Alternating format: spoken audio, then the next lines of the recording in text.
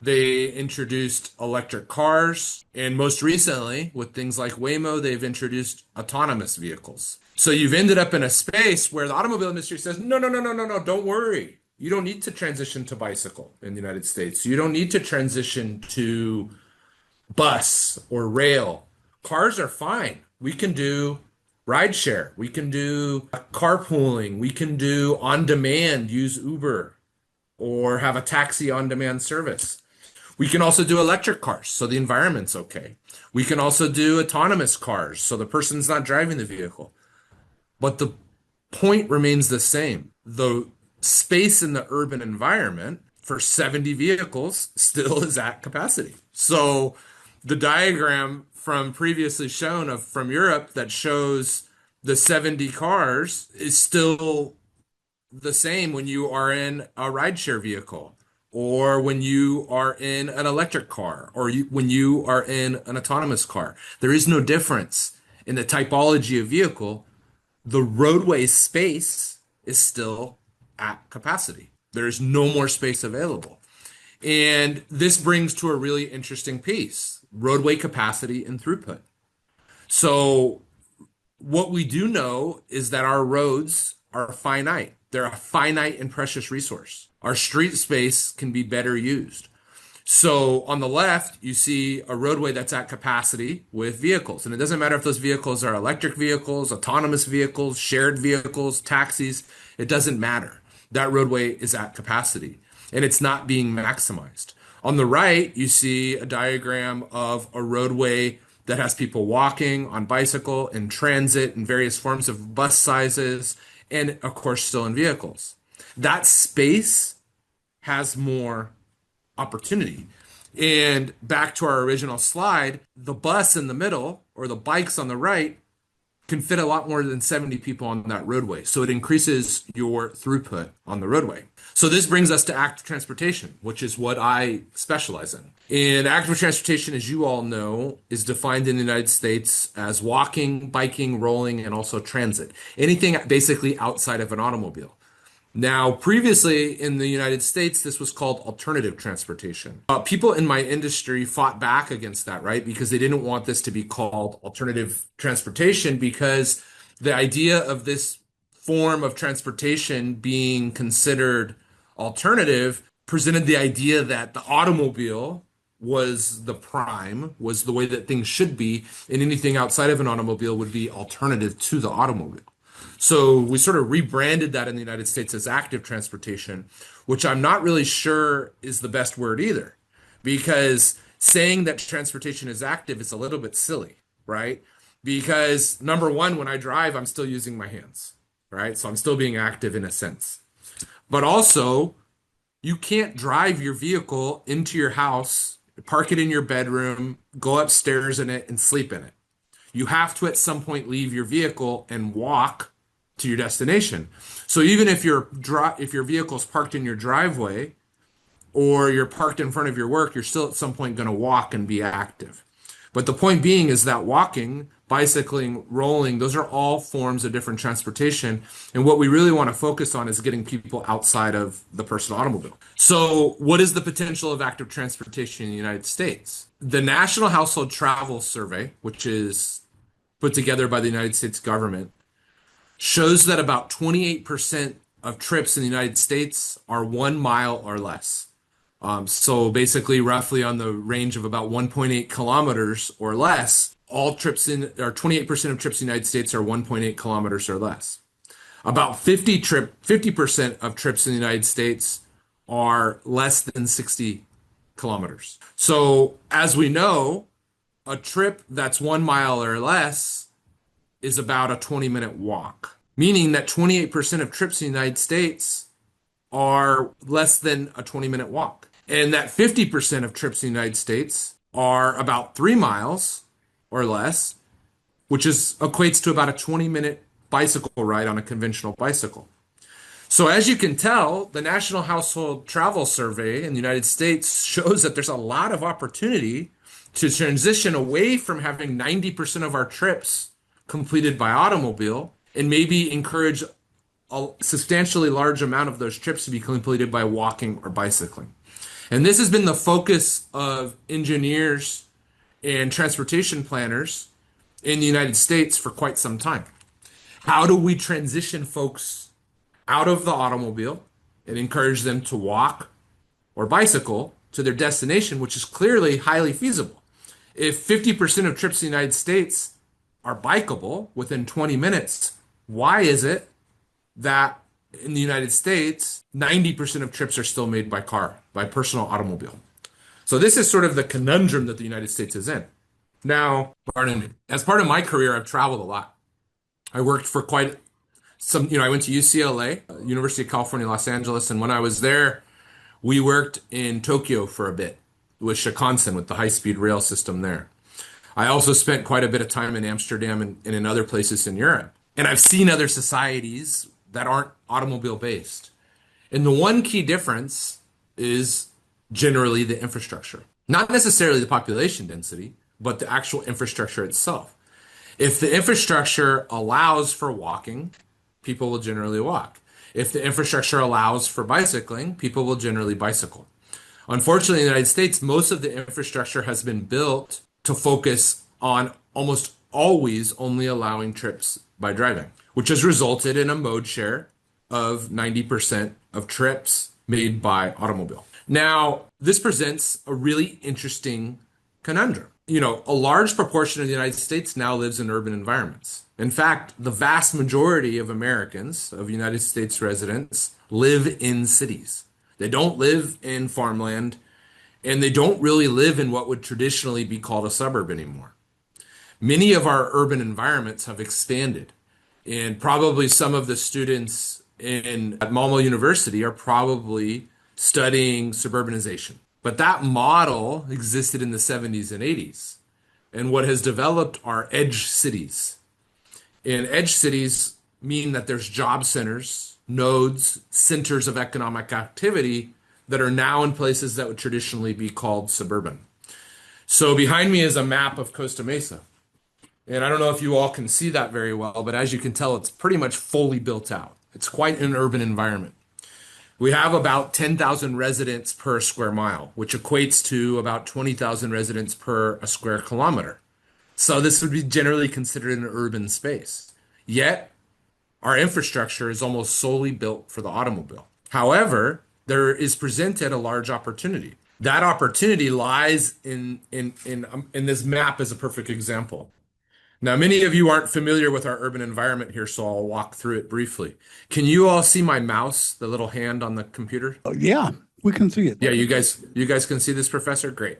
Yeah. So this is one of our major freeways or highways, or I'm not sure the word that's used where you guys are at. I know in Germany they use the word Autobahn.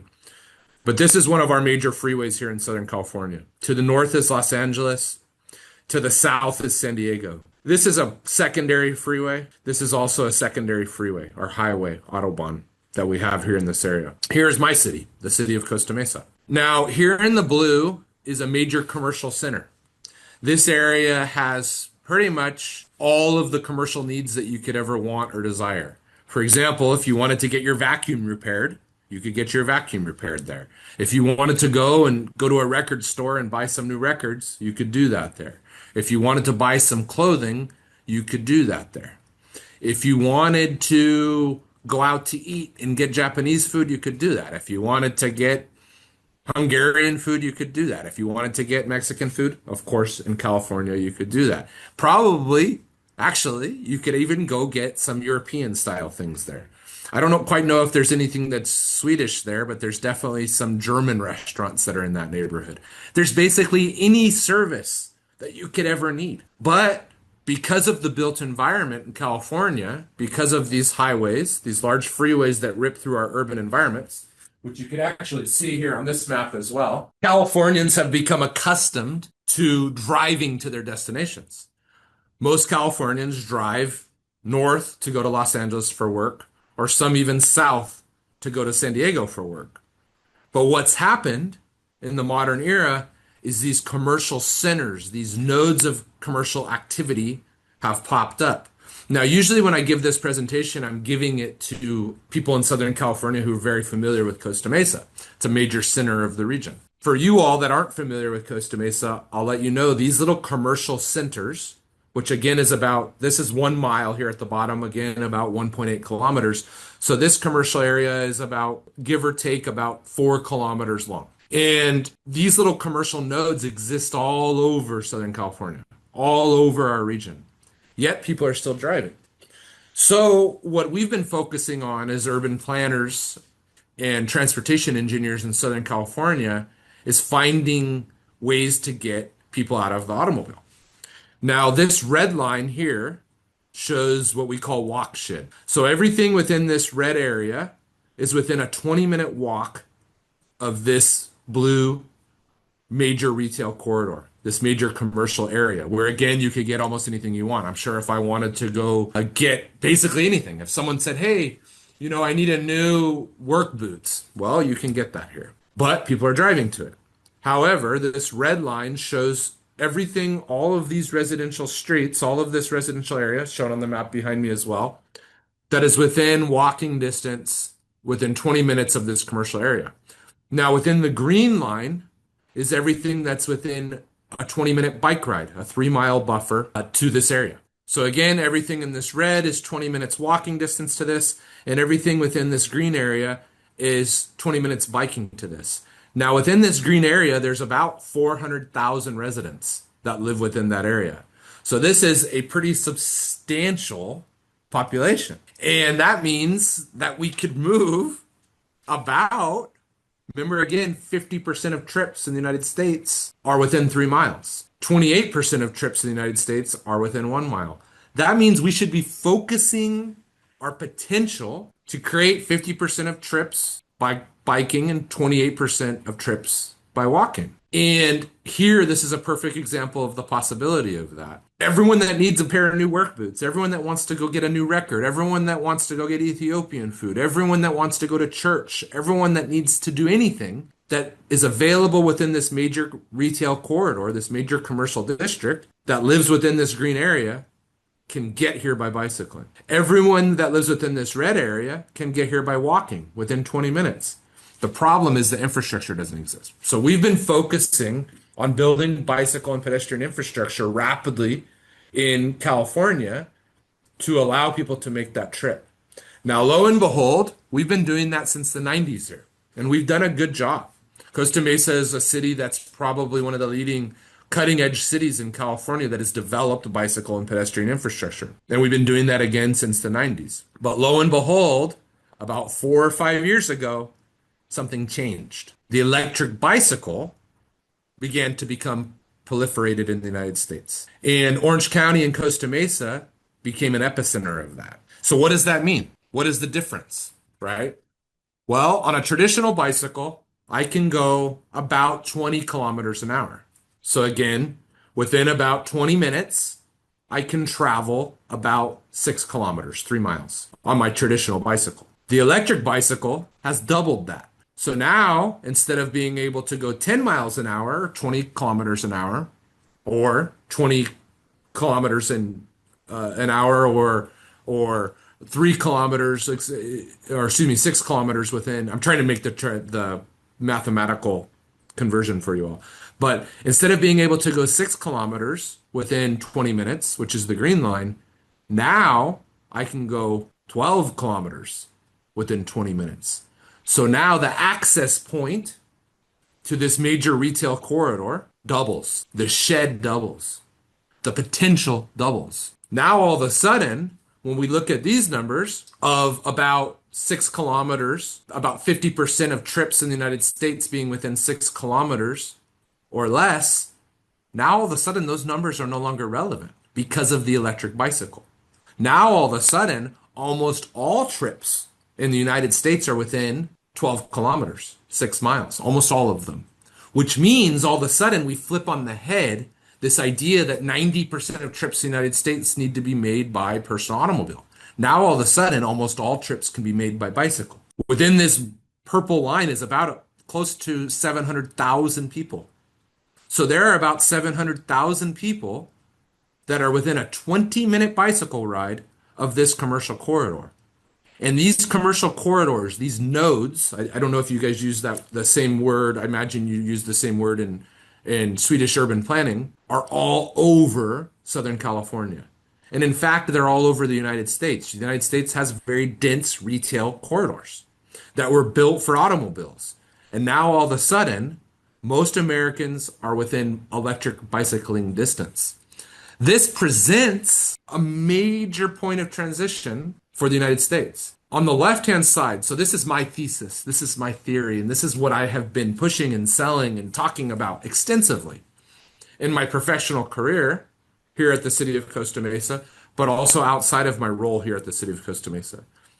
I've been sometimes occasionally on the radio here in Los Angeles and nationally, and I present this information at many conferences because to me, this is the greatest opportunity that has existed in the United States transportation landscape in over 100 years. And let me explain. So on the left-hand side is Fifth Avenue in New York City. Fifth Avenue in New York City, as you guys know, is one of the primary retail economic engines of the world. Many people would equate it to Wall Street, which is at the bottom side of Fifth Avenue. But this is generally considered one of the densest urban corridors in the entire world, right? It's the heart of Manhattan, the heart of New York City. So on the left-hand side is an aerial photo of Fifth Avenue in the year 1900. Now, for all of you studying urban planning, you should know what happened right before 1900. In the late 1890s, Henry Ford developed the Model T, and he began mass production of the Model T, the first automobile to be mass produced in the United States, which eventually led to automobile production globally. So this picture on the left is right after the Model T. And one thing you'll notice is there's no cars. These are all horse and buggy. So these little things you see are horse and buggy. There's some people on personal horses just riding their horses, and there's a lot of people walking. 13 years later, that same street, Fifth Avenue in New York City, is basically choked with automobiles. So what happened? Well, as you all are studying in your class and in your profession, the world embraced the automobile rapidly. So in a period of 13 years, places like New York City were completely redeveloped. Their infrastructure was completely redeveloped in order to accommodate the automobile. And this allowed, like, for the rapid proliferation of the automobile and use of the automobile. It was like a plant was growing, right? A plant started to sprout, and it was watered, and it was given sunlight, and it grew, and it expanded rapidly. So the whole world, Europe, the United States, Asia, started to redo their infrastructure to accommodate this new technology, the automobile. Well, here we're at a time globally where we should be focusing on redeveloping our infrastructure to accommodate the electric bicycle because it presents maybe the largest opportunity, the largest development in urban transportation infrastructure in the last 100+ years. On the note of time, we have 5 more minutes left. Perfect. So here in Costa Mesa, we have many streets that look like this, and we're slowly developing our streets to look like this, to be filled with bikes. We're slowly pushing away from our old ways and moving into the development of infrastructure that supports the bicycle. So what does this mean? Well, we need to be looking at separation of modes.